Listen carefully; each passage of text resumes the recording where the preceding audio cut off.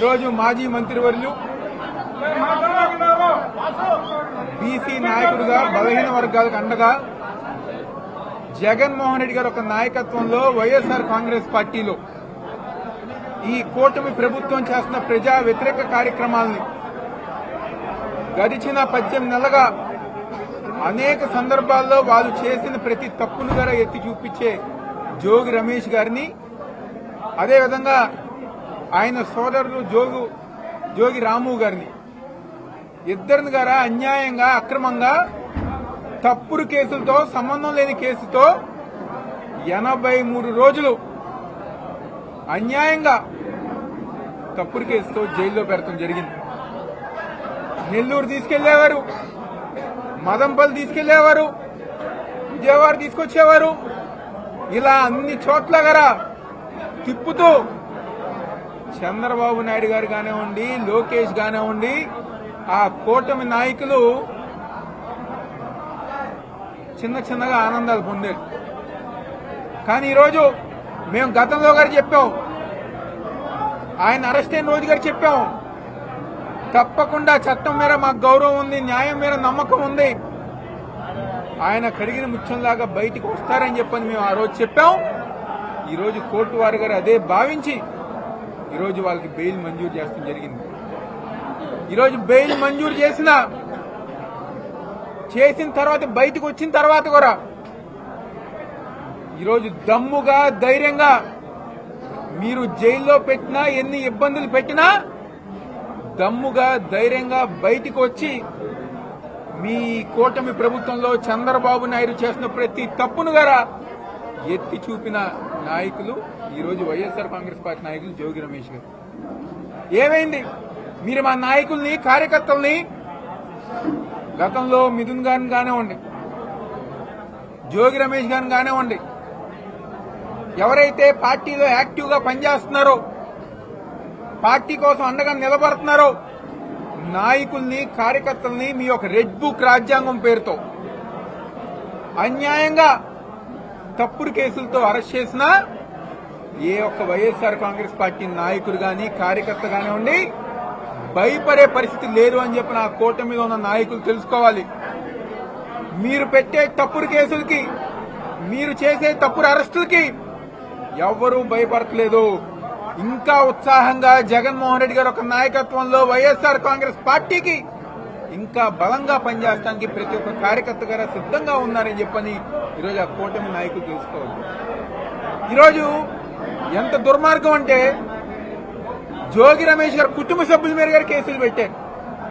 ఆయన సతీమణి, రాజకీయాలకి సంబంధం లేని ఆయన సతీమణి ఆ రోజు అరెస్ట్ అవుతే హాస్పిటల్లో చూస్తానికి వస్తే ఆ రోజు ఆమె మీద కేసు పెట్టారు, వాళ్ళ పిల్లల మీద కేసు పెట్టారు.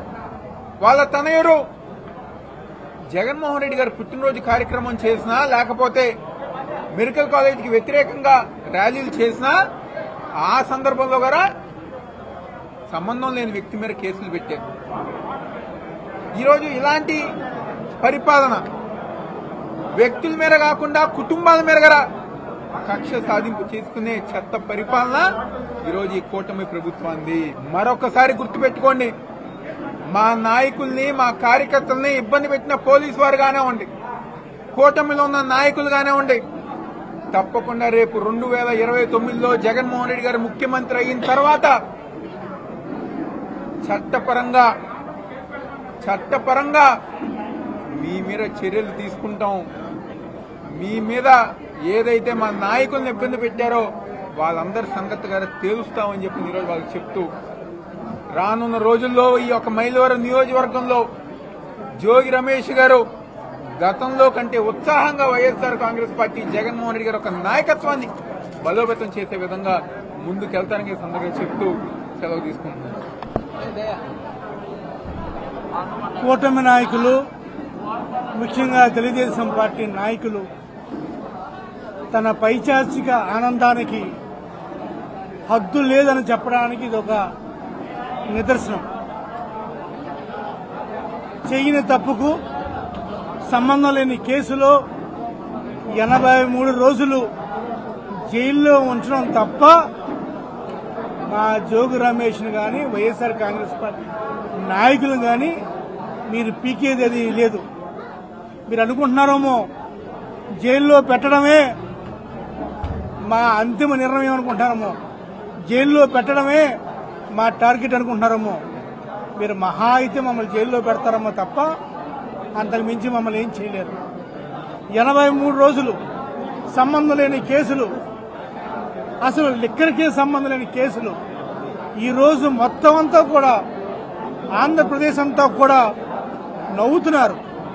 జోగి రమేష్ గారిని ఇటువంటి కేసుల్లో నాని మరి ఇటువంటి కేసుల్లో మీరు పెట్టి మీరు ఏం ఆనందం పొందుతున్నారు?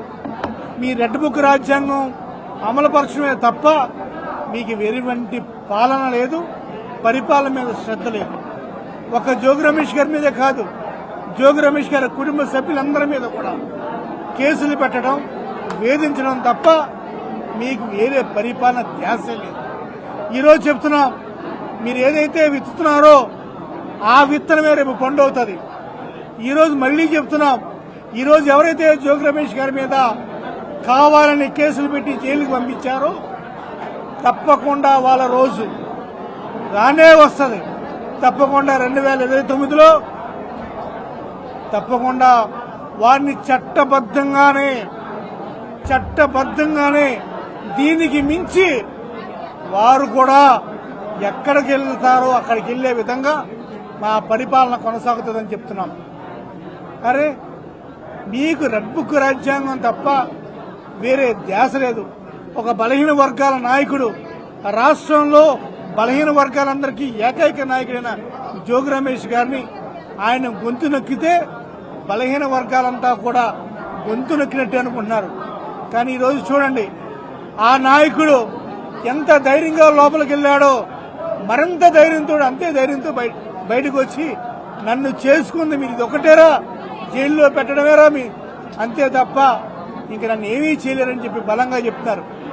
జోగి రమేష్ గారు రేపటి నుంచే ఆయన గొంతుకు మరింత పదునెక్కించి మరింతగా ఏదైతే కూటమి అన్యాయాలు చేస్తుందో దాన్ని ప్రశ్నించడానికి వైఎస్ఆర్ కాంగ్రెస్ పార్టీ జగన్మోహన్ రెడ్డి గారి నేతృత్వంలో పనిచేస్తానని తెలియజేస్తున్నారు.